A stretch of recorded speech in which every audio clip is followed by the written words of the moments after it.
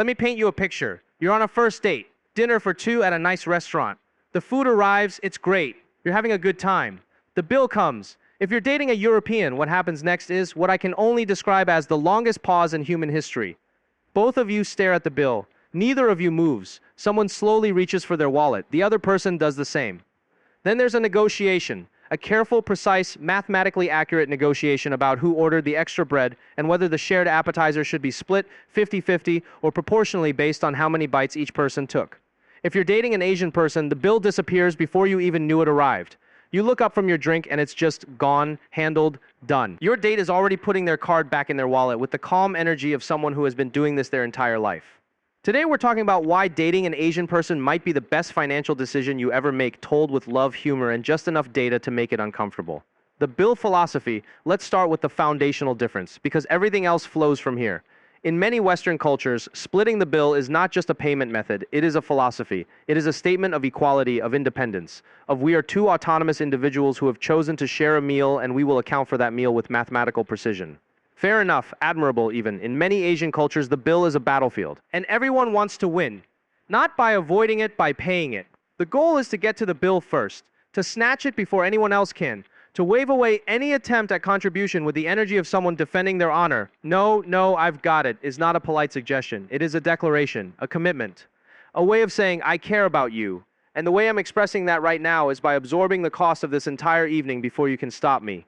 The result, if you're dating an Asian person, you will rarely pay for dinner. Not because you're taking advantage of anyone, but because they genuinely, sincerely, philosophically want to pay for it. Stopping them is actually rude. You're welcome. The European approach. Now, to be fair, let's look at the other side. The European approach to shared expenses is, and I say this with full respect, impressively detailed. There are apps for this. Splitwise exists because somewhere, someone in a European friend group needed to track exactly who paid for the Tuesday pizza and whether the person who didn't eat the crust owes a proportionally reduced amount. I once watched a group of European friends split a dinner bill 7 ways, including a separate calculation for the one person who only had a salad and sparkling water. The math took longer than the meal. The conversation about the math was less fun than the meal, and at the end of it, everyone paid exactly their share to the cent, confirmed via bank transfer within the hour. Efficient, precise, completely joyless. Meanwhile, an Asian family dinner ends with 3 relatives physically fighting over the bill at the register. Someone's grandmother has already handed cash to the waiter directly. Someone's uncle is trying to block the card reader. Someone's cousin is pretending to go to the bathroom so they can pay on the way out. It is chaotic. It is loud. It is somehow one of the most loving things you will ever witness, the gift economy, but it doesn't stop at restaurants. Dating an Asian person means entering what I call the gift economy. You visit their family's home once, just once. You leave with a bag of fruit, 3 containers of food their mom made specifically because she heard you existed, and possibly a red envelope if a holiday happened to fall within the same calendar quarter. You didn't ask for any of this? You can't refuse any of this? Refusing is worse than not saying thank you?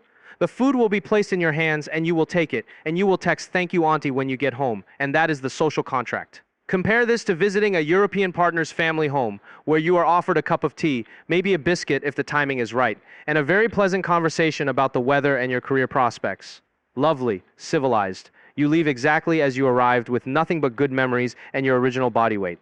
Asian family, you arrive with nothing. You leave with groceries, leftovers, and someone's home phone number in case you ever need anything. The let me get that reflex. There's a specific reflex that develops in Asian households from a very young age. It triggers the moment any kind of payment opportunity appears within a 5-meter radius. Coffee? Let me get that. Parking? I've got it. That thing you mentioned you needed 2 weeks ago and then forgot about.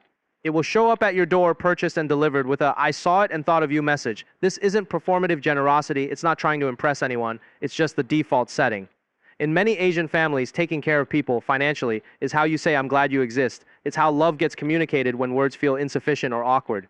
Your European friend calculates their share of the Uber. Your Asian date has already paid for it and changed the subject. The counter-argument. Now look, I know what you're thinking. This sounds one-sided. And you're right, it is a little one-sided.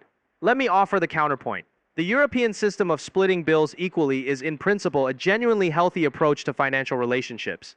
It avoids power imbalances, it ensures no one feels obligated, it keeps things clear and drama-free. These are real advantages. And yes, sometimes the Asian generosity system gets complicated, because when someone always pays, there's an expectation, usually unspoken, always real, that you will reciprocate in other ways. Maybe not money, maybe time or effort or loyalty or showing up when it matters. The generosity isn't free. It's just paid in a different currency. So no, dating an Asian person does not mean you get free dinners forever with no strings attached. It means you're entering a different kind of economy. One where the accounting is less precise, but the investment is deeper. The real reason here is where I stop joking for a second. The reason Asian families and partners tend toward generosity, toward paying, toward giving, toward always having something ready for you to take home, isn't really about money. It's about a cultural value that runs much deeper than any dinner bill. In many Asian cultures, providing for someone is the most direct expression of love available. Words like, I love you, or I'm proud of you, or I care about you, don't always come easily. They're not always part of the vocabulary. But a container of food that was made specifically for you, a bill paid before you could reach for your wallet, a bag of fruit pressed into your hands at the door, those are the words translated. And once you understand that, you stop seeing it as generosity and start seeing it for what it actually is, a language one. That says you matter to me through every meal paid for, every dish sent home, every red envelope handed over with two hands, and a look that means more than anything spoken out loud. So, should you date an Asian person because you'll never have to pay for dinner? Honestly, yes. That's a perfectly valid starting point. But you'll stay, because somewhere along the way, you'll realize that all those paid bills and packed containers and surprise fruit bags were never really about the money. They were about belonging to something, a family, a table, a circle of people who show love the only way they know how, and that in the end is worth more than going Dutch ever could be.